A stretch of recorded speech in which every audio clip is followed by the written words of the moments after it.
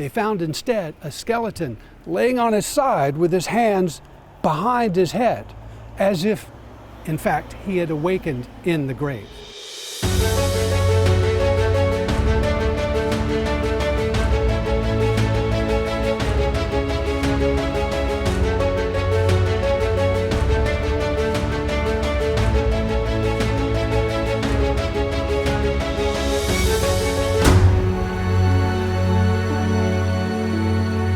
Hi, this is Nick Butler from the Charleston County Public Library, and it's Halloween season again. And every year somebody asks me if I've got ghost stories about Charleston history that I can share with the public. And every year I have to say, I don't believe in ghosts, and no, I don't have any good ghost stories. There are plenty of fictional historical stories about ghosts in Charleston, but I personally would rather not repeat those.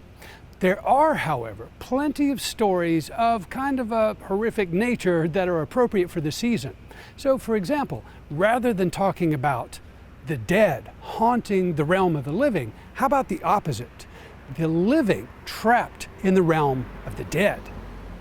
My favorite Halloween-themed or creepy story relating to Charleston history involves the First Scots Presbyterian Church here on Meeting Street in downtown Charleston.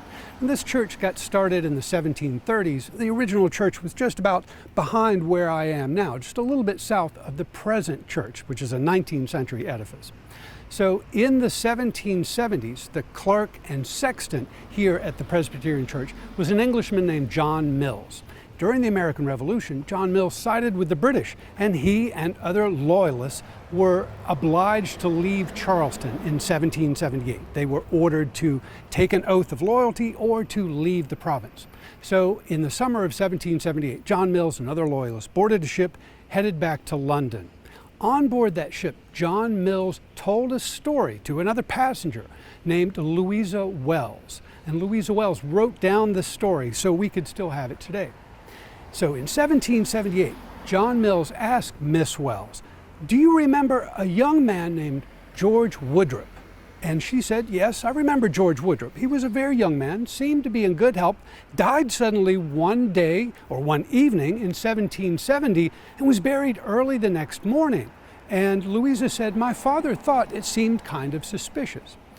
Well, John Mills went on with the story and said, well, a few years later, he was assisting two enslaved grave diggers here at the Presbyterian Church to open up a fresh grave. And they went down several feet, and one of their spades accidentally took off the corner of a pre-existing coffin down in the ground and opened up part of the coffin. So John Mills said he jumped down into the grave to inspect, and what he saw inside that coffin caused him a great deal of distress. He asked the enslaved gravediggers to uncover the top of the coffin and to open the lid. And when they had uncovered it, they saw the name George Woodrup, 1770. They opened the lid, and instead of finding a corpse laid in a peaceful repose like this, they found instead a skeleton laying on his side with his hands behind his head, as if, in fact, he had awakened in the grave. This was a clear-cut case of what's called vivis sepulture, being buried alive. This experience traumatized John Mills, and he related the story to Louisa Wells, who was so distressed by it that she wrote this 1778 story down in a 1779 letter to her family, asking her children and her husband to make sure she was very dead before they planted her in the ground. So this fear of being buried alive has a name. In the 20th century, it was given the scientific name taphophobia. Taph as an epitaph, that piece of writing above your grave. Taphophobia, the fear of being buried alive, is very much a real fear, and it was widespread in early Charleston. If you'd like to learn more about taphophobia in Charleston history, please check out episode number 88 of the Charleston Time Machine. And I've got more stories just like this, but I think I'll save them for future Halloweens. So everyone have a safe but fun and creepy Halloween, and I'll see you in the future.